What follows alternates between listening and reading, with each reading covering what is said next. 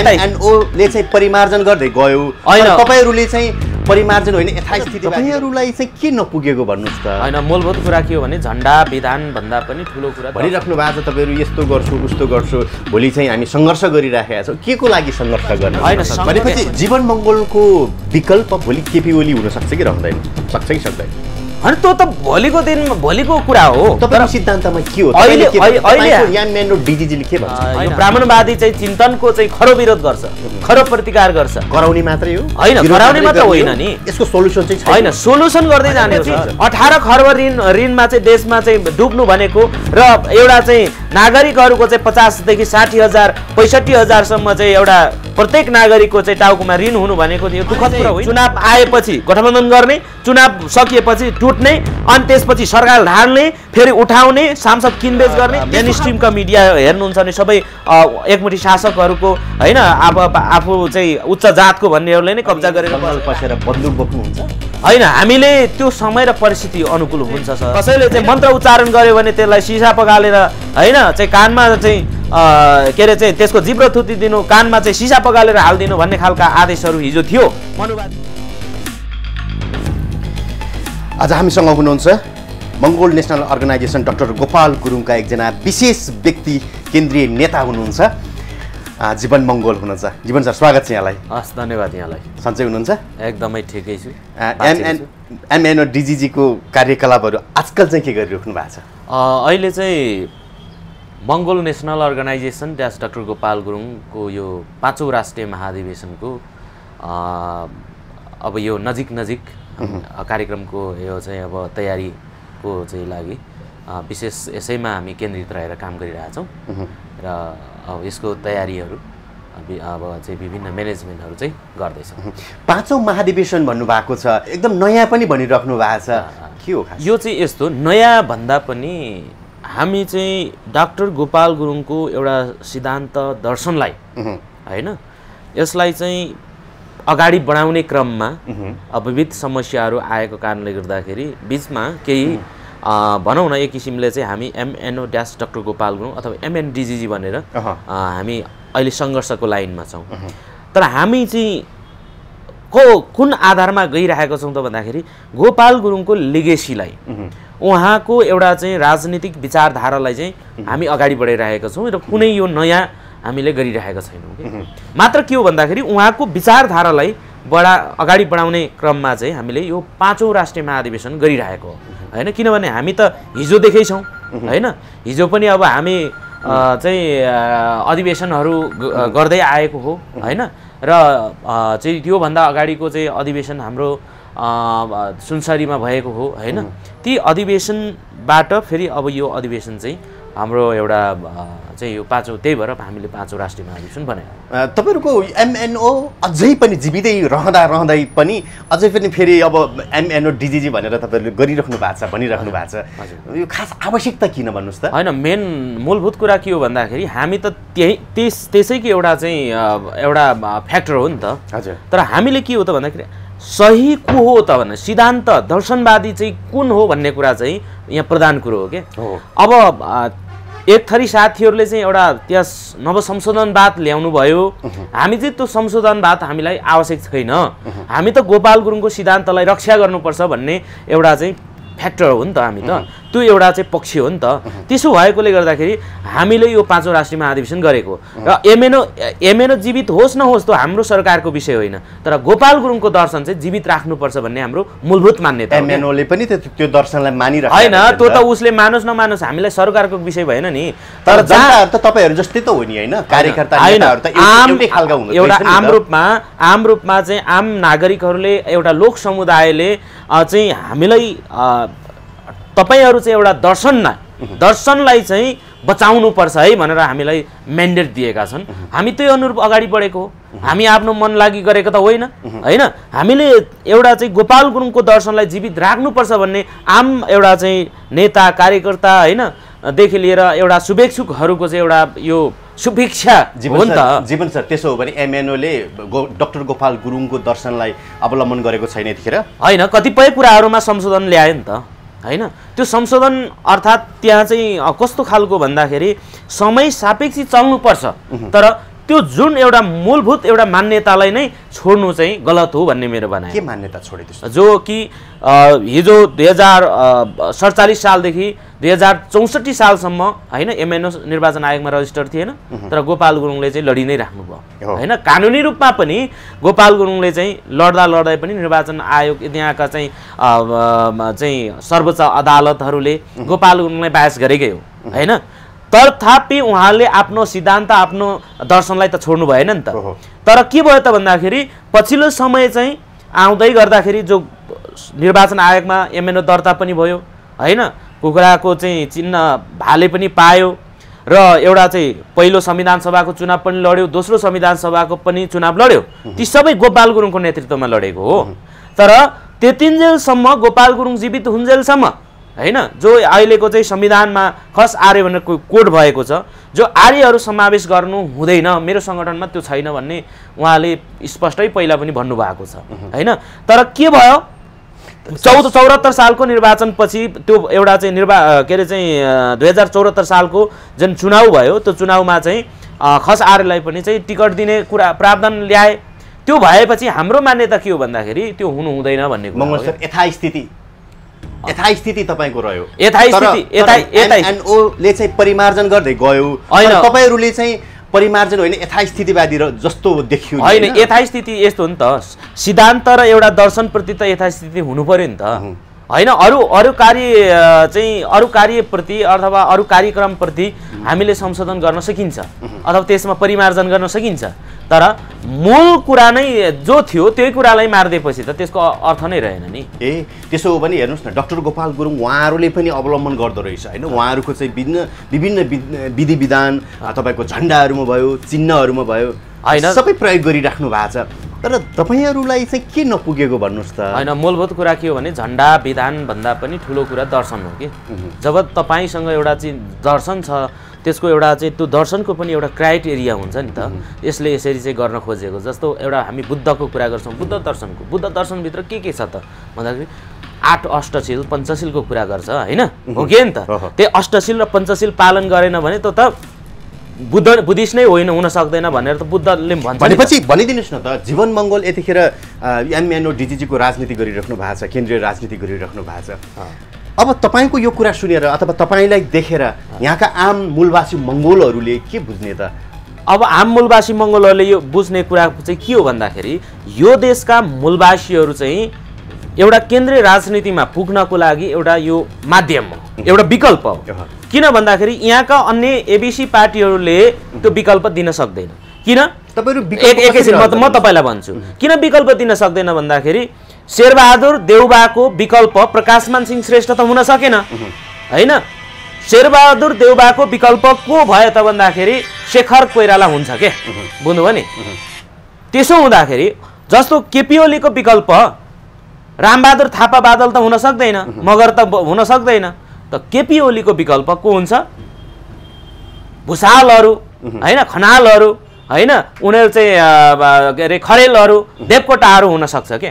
तर त्यो ठाउँमा यो देशका मूलवासी मङ्गोलहरू हुन सक्दैन होइन। त्यही भएर आजको दिनमा के भयो त, केन्द्रीय राजनीतिको एउटा चाहिँ पृष्ठभूमि तपाईँ हामीले हेऱ्यो भने त्यही छ नि। एमएनओमा पनि तपाईँको जस्तै नाक र मुख आँखा भएको मानिसहरू नै नेतृत्व पङ्क्तिमा देखिन्छन् होइन। तपाईँहरू पनि जस्तो एमएनओ डिजिजीमा पनि तपाईँहरू त छँदैछ होइन, नाक थेप्चो आँखा चिम्चो यस्ता व्यक्तिहरूले नेतृत्व गरिराख्नु भएको छ। फरक के रह्यो त? फरक दर्शन चाहिँ फरक रह्यो। दर्शन भन्नाले यसको चाहिँ एउटा दार्शनिक एउटा पाटो, दार्शनिक चिन्तन र चाहिँ एउटा कार्यशैली फरक रह्यो। यसलाई तपाईँहरूले यो भित्रको कुरा भित्रै मिलाएर तपाईँहरू चाहिँ एउटै ढिक्का भएर अगाडि बढ्न नसक्नुको कारण चाहिँ के हो? होइन, बढ्न सकिन्छ तर जो अहिले साथीहरू हुनुहुन्छ होइन, उहाँहरूले एउटा राजनीतिक एउटा संस्कारमा चाहिँ उहाँहरू आएर होइन, एउटा चाहिँ सहकार्यको माध्यमबाट होइन अगाडि बढ्नुपर्छ, समन्वयको माध्यमबाट अगाडि बढ्नुपर्छ भन्ने चाहिँ चिन्तनबाट आउनुभयो भने हामी त जहिले पनि ओपन हो होइन, हामी खुल्ला छौँ। तर उहाँहरूको त्यो छैन।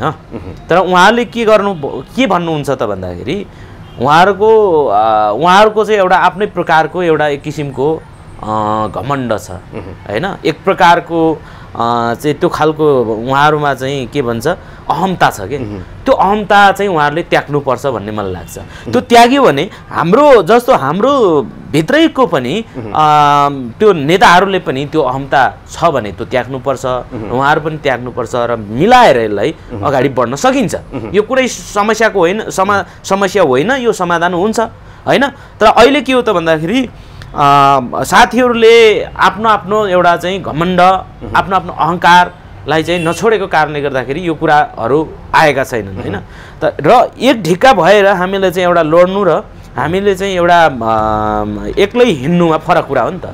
हामी समग्र मूलवासी मङ्गोलहरू एकजुट हुनु र एउटा मङ्गोल मात्र कराउनु त फरक कुरा हो नि त हो। त्यसो भएकोले गर्दाखेरि त्यो एउटा समयले मिलाउँदै जानेछ।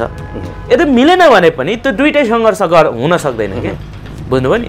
जस्तो यहाँ चाहिँ अहिलेको सवालमा ब्राह्मणवादी एउटा विचारधाराले चाहिँ जुन उच्च एउटा चाहिँ भनौँ न एक किसिमको चाहिँ माथिसम्म चाहिँ तलदेखि माथिसम्म कब्जा जमाएको छ नि त।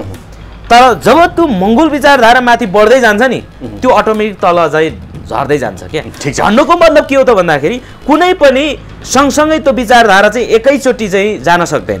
त्यसो भएकोले अब यो भनेको के हो भन्दाखेरि सही र सत्य कुरालाई चाहिँ अंगीकार गर्यो भने एक दिन के भन्छ एक ठाउँमा आउन सक्छ। यो भोलि तपाईँहरूको यो राजनीतिले के गर्नुहुन्छ त्यसो भनिराख्नु भएको छ तपाईँहरू यस्तो गर्छु उस्तो गर्छु, भोलि चाहिँ हामी सङ्घर्ष गरिराखेका छौँ, के को लागि सङ्घर्ष गर्न? होइन, सङ्घर्ष भनेको यो देशका मूलवासीहरूलाई पनि यो देशमा केन्द्रीय राजनीतिमा होइन सहभागिता हुनुपर्दछ हैन।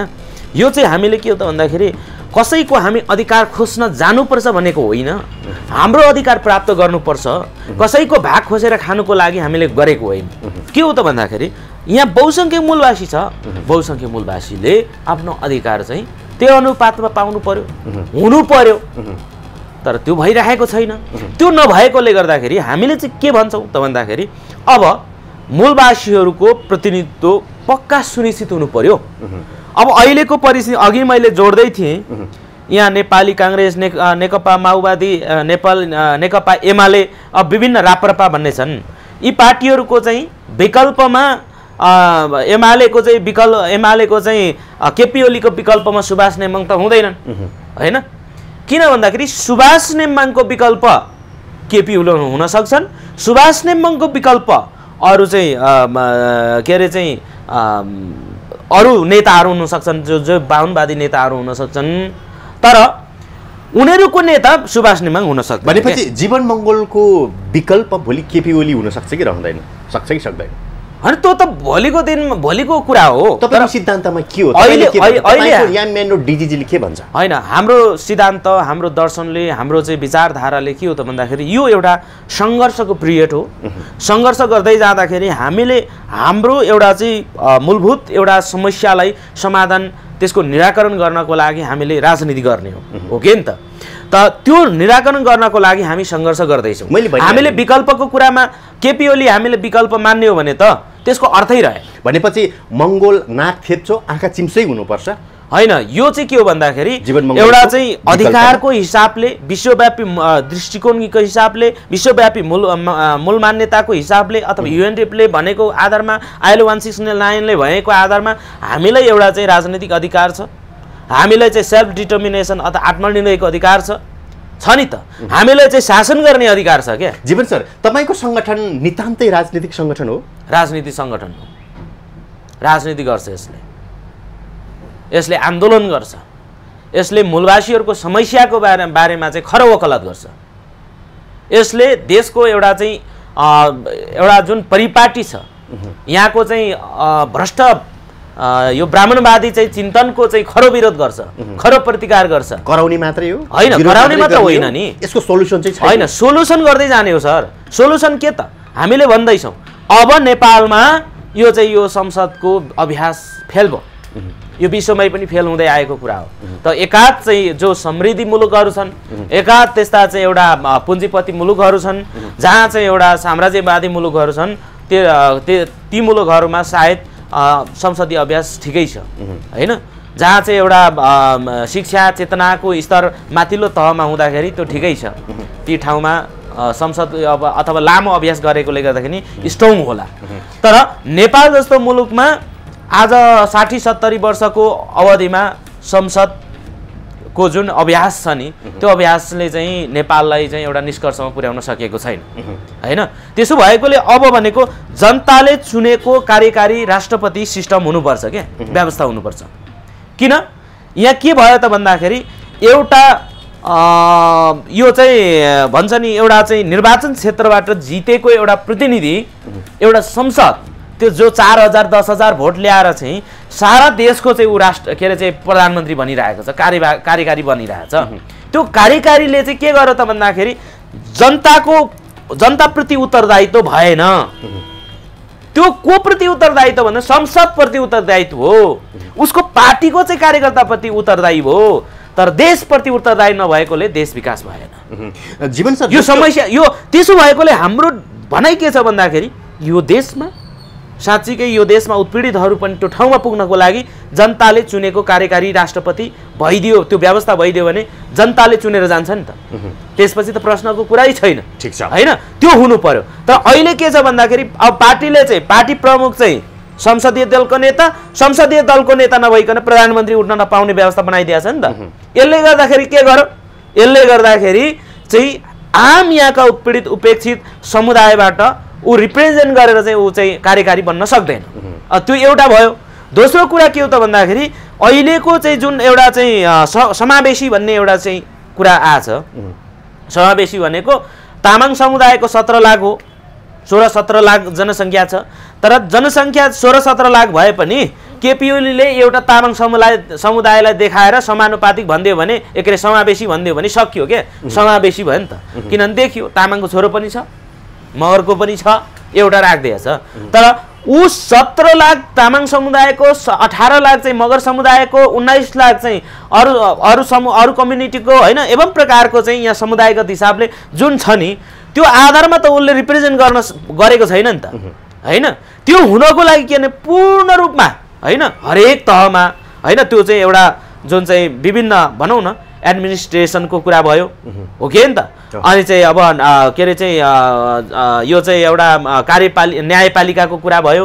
हर क्षेत्र सेना प्रहरी के अरे चाहिँ कर्मचारीमा चाहिँ पूर्ण समानुपातिक व्यवस्था गर्नुपर्छ, ठिक छ हैन। त्यो कुरा बदल्नु पर्यो, हामीले किन स्वरूप बदल्नु पर्यो। भन्नु त सबैजनाले त्यस्तै भन्छ नि, सबै पार्टीका नेताहरूले यही भन्ने कुरा हैन, भन्ने त हो। हिजो प्रचण्डले भने, अरूले भने, तपाईहरु ठाउँमा पुग्नु भएको छैन। होइन यस्तो पहिलो कुरा के हो भने ठाउँमा नपुगेर चाहिँ भन्ने भन्दा पनि हामीले के हो भने हिजो गोपाल गुरुङको समयदेखि आजसम्म हामीले त्यही कुरा अनवरत रूपमा भनिरहेका छौँ। तर अहिलेसम्म पुग्नु भएको छैन। त्यो नपुग्नुमा चाहिँ विविध कारण छ। शासन सत्तामा पुग्नु भएको छैन, त्यो कारणले गर्दाखेरि आफूलाई निकै नै बहादुरी ठान्नुहुन्छ। हैन, बहादुरीको कुरा होइन सर, म के भन्छु भन्दाखेरि हैन बहादुरीको कुरा होइन, बहादुरीको कुरा होइन। जनताको, आम नागरिकको, हामी जस्तै एउटा उत्पीडित उपेक्षित समुदायको एउटा भाग्यरेखा कोर्नुको लागि हो नि त यो त। तपाईँ बहादुरीको कुरा गर्नुहुन्छ, बहादुर हामीले चाहिँ के बल के अरे चाहिँ बलको कुरा गरेका छौँ र बहादुरीको हामीले त बुद्धिको कुरा गर्दैछौँ। हामीले त एउटा चाहिँ राष्ट्रको चाहिँ एउटा यसरी चाहिँ हुन्छ है भन्ने एउटा भिजन हामीले दिन खोजेका हौँ। हामीले चाहिँ यसरी चाहिँ जाँदाखेरि चाहिँ नेपालका सबैले चाहिँ एउटा चाहिँ बराबरीको चाहिँ हिस्सेदारी पाउँछ, उसको प्रतिनिधित्व सुनिश्चित हुन्छ। तर आज के भयो, एकमुठी शासकहरूले, एकमुठी दलालले चाहिँ राष्ट्र चलाएका छन्, अरू सबै हेरेको अनि चाहिँ यहाँ के छ, ठुल्ठुला चाहिँ के अरे विकासे नारा लगाएका छन्, ठुल्ठुला चाहिँ एउटा के अरे चमत्कारको कुरा गरेका छन्। तर आज हेर्नुहुन्छ भने यो देशको आन्तरिक ऋण 18 खर्ब छ, ठीक छ हैन। भनेपछि 18 खर्ब ऋणमा चाहिँ देशमा चाहिँ डुब्नु भनेको र एउटा चाहिँ नागरिकहरूको चाहिँ 50 देखि 60 हजार 65 हजारसम्म चाहिँ एउटा प्रत्येक नागरिकको चाहिँ टाउकोमा ऋण हुनु भनेको यो दुःखद कुरा होइन हो। त्यसो भएकोले गर्दाखेरि एउटा चाहिँ अहिलेसम्मको अवस्थामा के भयो भन्दाखेरि सरकार स्थिर सरकार बन्न सकेन हो कि नि त तपाईँ हामीले देख्छौँ यहाँ चाहिँ त्यो यहाँ सरकार बन्छ गठबन्धन सरकार बन्छ अप्राकृतिक गठबन्धन गर्ने यो संसदीय प्रक्रियामा गठबन्धन प्रक्रियामा चाहिँ गठबन्धन गरेर अनि चाहिँ चुनाव आएपछि गठबन्धन गर्ने चुनाव सकिएपछि टुट्ने अनि त्यसपछि सरकार ढाल्ने फेरि उठाउने सांसद किनबेच गर्ने त्यस्तो खालको स्थिति छ यहाँ त्यसले गर्दाखेरि कहिले पनि सरकार 5 वर्षको जुन एउटा अवधि हुन्छ त्यो 5 वर्षसम्म चलाउनै सकेका छैन भनेपछि आन्दोलनबाट शासन सत्तामा पुग्नुहुन्छ तपाईहरु हैन त्यो त अब प्लानिङ त्यही हो हाम्रो उद्देश्य भनेको अब चाहिँ आन्दोलनको एउटा अब जनताले दिएको म्यान्डेट हैन र एउटा चाहिँ विश्वमा लोकतान्त्रिक अभ्यासभित्र एउटा आन्दोलन एउटा जनताको चाहिँ एउटा भनौँ न कुण्ठाहरूलाई चाहिँ प्रकट गर्ने माध्यम भनेको आन्दोलन नै हो हैन र कुनै पनि चिज परिवर्तन ल्याउनको लागि जनताहरू जाग्नुपर्छ आन्दोलित हुनै पर्छ आन्दोलन बिना केही पनि हुनेवाला छैन यहाँ त के छ भने पुँजीपति वर्ग धनी वर्गका मान्छेहरूलाई चाहिँ पैसा हुने खाने मान्छेलाई त राजनीतिको चासो पनि हुँदैन विशेष गरेर हाम्रो समुदायमा भइहालेछ भने पनि उसलाई चाहिँ के छ भन्दाखेरि आफ्नो पैसाको रभाव छ पैसा र शक्तिको रभाव छ नि त हैन तर उसले के गरिरहेछ त भन्दाखेरि आम एउटा चाहिँ निमुखाको गरिब वर्गको एउटा चाहिँ हक अधिकारको विषयमा उमाउन छ कहिलेबाट सुरु गर्नुहुन्छ तपाईँ आन्दोलन भन्नु हैन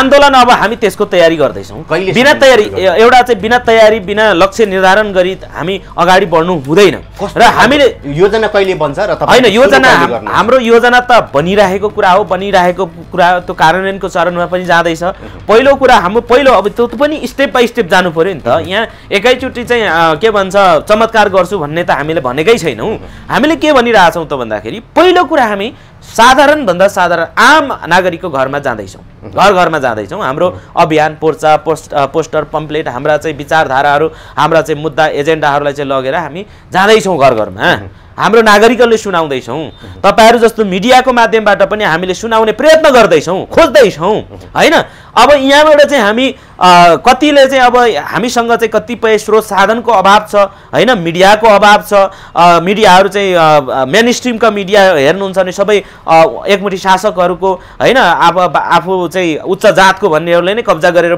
राखेका छन् हैन अनि चाहिँ एफएम रेडियो टेलिभिजन सबै उनीहरूको हातमा भएपछि अब तपाईहरू जस्तो एउटा चाहिँ काहीँ न काहीँ एउटा चाहिँ ल यो मुद्दालाई पनि उठाउँ भन्ने मान्छे त यहाँ कम छ त्यसो भएकोले गर्दाखेरि ती मिडियाबाट साथ नपाउँदाखेरि पनि समस्याहरू छन् र हामीसँग चाहिँ एउटा भने जस्तो चाहिँ एउटा माध्यमहरू हामीसँग चाहिँ नभएको कारणले गर्दा छन् तर त्यही भएर अलिकति केही ढिलो होला हैन तर अब त्यसपछि हामी कहाँ जान्छौँ जनतासँग हामी जान्छौँ जनताले साथ दिन्छन् साथ दिएनन् भने पनि के अरे जनताले साथ दिनेवाला छन् जनताले साथ दिएपछि अब यहाँको स्थिति के हुन्छ उनीहरूले त्यति पनि साथ दिँदै पनि जनताले साथ दिएर पनि हामीले चाहिँ एउटा यहाँ यो गर्छौँ भन्दाखेरि यहाँका शासन सत्तामा बस्नेहरूले टेरेनन् भने हामी त्यसपछि कहाँ जानुपर्ने त राष्ट्र अन्तर्राष्ट्र हामी कुन क्षेत्रमा जानुपर्ने हामी जान्छौँ तर हाम्रो अधिकार फिर्ता गरेर छाड्ने हो हाम्रो अधिकारलाई चाहिँ हामीले चाहिँ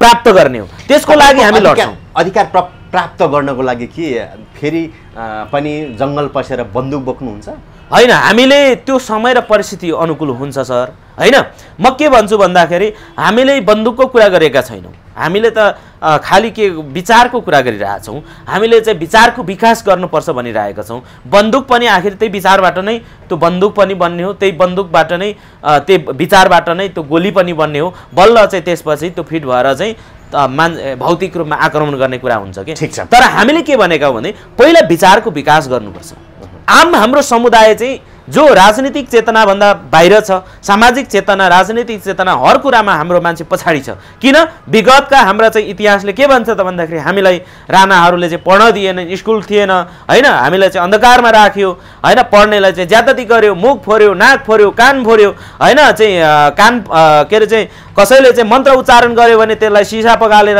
हैन चाहिँ कानमा चाहिँ के अरे चाहिँ त्यसको जिब्रो थुतिदिनु कानमा चाहिँ सिसा पगालेर हालिदिनु भन्ने खालका आदेशहरू हिजो थियो मनुवादी व्यवस्थामा त्यो भएकोले गर्दाखेरि हाम्रो एउटा समुदायको कुरा गर्नुहुन्छ भने शिक्षाबाट चेतना के अरे शिक्षाबाट वञ्चित थिए अब चाहिँ 30-35 वर्ष 50 वर्षको हाराहारीमा नेपालमा शिक्षाको व्यवस्था भयो त्यसपछिको केही आंशिक रूपमा हाम्रो मान्छे पनि शिक्षित चेतनशील हाम्रो मान्छे पनि योग्य बन्दै जाँदैछन् तर अवसर पायो भने त हुने रहेछ नि त है त्यसो भएकोले गर्दाखेरि त्यो चेतना यिनीहरूलाई चाहिँ हामी वृद्धि गर्दैछौँ। ठिक छ, अन्तमा तपाईँको 5औं महाअधिवेशन हुँदैछ, यसको बारेमा के भन्न चाहनुहुन्छ? सर्वप्रथम त जति पनि देश विदेशमा रहनु भएको छ यहाँहरूले चाहिँ एउटा तनले मनले धनले हर कुराले चाहिँ सपोर्ट गरिराख्नु भएको छ। यहाँहरूले धेरै धेरै Mongol national organisation doctor Gopal Gurung 5औं राष्ट्रिय महाधिवेशन आयोजक सभाको म सचिवको हैसियतले चाहिँ यहाँहरूलाई चाहिँ एकदमै धन्यवाद ज्ञापन गर्न चाहन्छु र तपाईँहरूको साथ सहयोग हौसला एकदमै निरन्तर रहिरहोस् भनेर पनि म चाहिँ भन्न चाहन्छु। साथसाथै यो अब राष्ट्रिय महाधिवेशन जो काठमाडौँमा हुँदैछ र यो चाहिँ अब हाम्रो अब धेरै दिन पनि छैन। हाम्रो चाहिँ अब यो वैशाखको 17 गते चाहिँ हाम्रो चाहिँ खुला सत्र चाहिँ काठमाडौँको चाहिँ केन्द्रबिन्दु खुला मञ्चमा हुँदैछ। त्यसमा तपाईँहरू सम्पूर्ण चाहिँ सहभागी भइदिएर आफ्नो अधिकार र अस्तित्वको लागि सहभागी भइदिएर तपाईँहरूले पनि एउटा चाहिँ साथ दिन हुनको लागि र एउटा चाहिँ कार्यक्रमलाई सौहार्दपूर्ण वातावरणमा चाहिँ सम्पन्न गराउनको लागि तपाईँहरूको पनि साथ सहयोगको लागि चाहिँ हामी हार्दिक आह्वान गर्दछौँ, हार्दिक निमन्त्रणा गर्दछौँ। आउनुहोस्, हामी हातेमालो गरेर चाहिँ अगाडि बढौँ भन्न चाहन्छु। हस्, धन्यवाद। हस्, धन्यवाद यहाँलाई पनि।